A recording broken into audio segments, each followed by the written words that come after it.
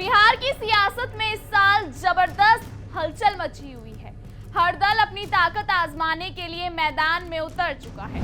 एक तरफ एनडीए पूरे तरीके से मैदान में उतर चुकी है, तो दूसरी तरफ महागठबंधन के भीतर सीटों की खींचतान ने तेजस्वी यादव की मुश्किलें बढ़ा दी हैं। इसी बीच हेमंत सोरेन की पार्टी झारखंड मुक्ति मोर्चा ने भी बिहार चुनाव में उतरने का ऐलान कर महागठबंधन में हलचल मचा दी है।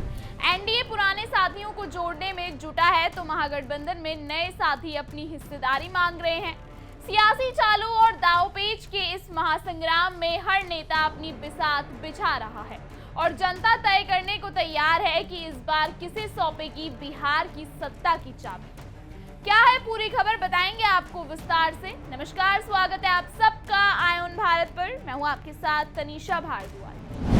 बिहार की सियासत एक बार फिर उफान पर है। चुनावी बिगुल बज चुका है और नेताओं की रणनीतियों ने चुनावी रण को और भी दिलचस्प बना दिया है। इस बार मुकाबला सिर्फ एनडीए बनाम महागठबंधन तक सीमित नहीं है, बल्कि भीतर खाने की उठापटक और नए मोहरों की एंट्री ने समीकरणों को और जटिल बना दिया है। बिहार के पूर्व डिप्टी सीएम तारकिशोर प्रसाद ने बड़ा ऐलान करते हुए साफ कर दिया कि एनडीए आगामी विधानसभा चुनाव नीतीश कुमार के नेतृत्व में लड़ेगा।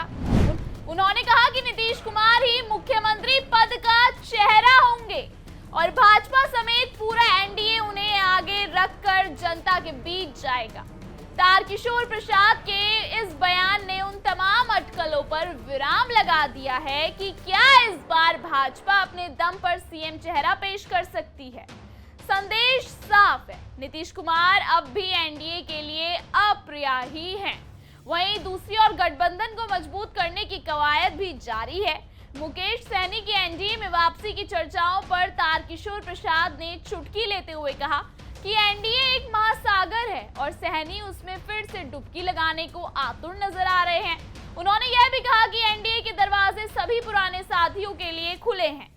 यही नहीं, पशुपति कुमार पारस के इंडिया अलायंस में शामिल होने की अटकलों पर भी उन्होंने दो टूक कहा कि इंडिया अलायंस की हालत सब जानते हैं और पारस का भविष्य एनडीए के साथ ही सुरक्षित है। एनडीए का यह आक्रामक तेवर साफ दिखाता है कि वे अपने गोचियां बड़ी चतुराई से बिछा रहे हैं। लेकिन सियासी गणित केवल एनडीए तक सीमित नहीं है। महागठबंधन के भीतर भी अब घमासान मचने लगा है। झारखंड के मुख्यमंत्री हेमंत सोरेन की पार्टी झारखंड मुक्ति मोर्चा ने बिहार की 12 विधानसभा सीटों पर चुनाव लड़ने का ऐलान कर महागठबंधन में हलचल मचा दी है। जेएमएम का ये फैसला तेजस्वी यादव के लिए नई परेशानी बनकर सामने आया है। पहले से ही महागठबंधन में आरजेडी, कांग्रेस, भाकपा माले और माकपा जैसे 5 दल शामिल हैं। अब जेएमएम के 12 सीटों की मांग ने सीट बंटवारे को लेकर संघर्ष बढ़ा दिया है। तेजस्वी यादव के लिए मुश्किलें यहीं खत्म नहीं होती। खबरें हैं कि पूर्व केंद्रीय मंत्री पशुपति कुमार पारस भी महागठबंधन में शामिल होना चाहते हैं। ऐसों में सीटों का बंटवारा करना तेजस्वी यादव के लिए एक बेहद पेचीदा और संवेदनशील काम होगा।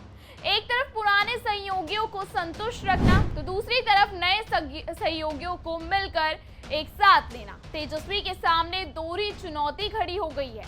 इस बार का बिहार चुनाव में सत्ता के लिए संघर्ष नहीं होगा, बल्कि नेतृत्व की क्षमता और गठबंधन प्रबंधन की असली परीक्षा भी होगी। एनडीए जहां पुराने चेहरों को एकजुट कर स्थिरता का संदेश देना चाहता है, वहीं महागठबंधन अंदरूनी मतभेदों के चलते अपनी धार खोता नजर आ रहा है। हेमंत सोरेन की आक्रामक एंट्री से यह साफ है कि अब महज सीटों की संख्या नहीं, बल्कि दलों की ताकत और वजूद भी दांव पर लग चुका है। महागठबंधन में सीटों के बंटवारे के लिए 2 बैठकें हो चुकी हैं, लेकिन अभी तक कोई रास्ता निकलता हुआ नजर नहीं आ रहा है। बिहार चुनाव में अपनी भूमिका पर तारकिशोर प्रसाद ने कहा कि वे बीजेपी के कार्यकर्ता हैं और पूर्व उप मुख्यमंत्री रह चुके हैं। विधानसभा चुनाव में उनकी और अन्य कार्यकर्ताओं की भूमिका बढ़ेगी। पाकिस्तानी नागरिकों को 27 अप्रैल की समय सीमा से पहले भेजने के मुद्दे पर उन्होंने कहा कि संवेदनशील मामलों पर एनडीए सरकार जो फैसला लेगी, बिहार सरकार को उसका पालन करना होगा। फिलहाल इस खबर पे इतना ही। इस खबर पर आप क्या राय रखते हैं, हमें कमेंट सेक्शन में जरूर बताइएगा। आयन भारत को सब्सक्राइब करना ना भूलें।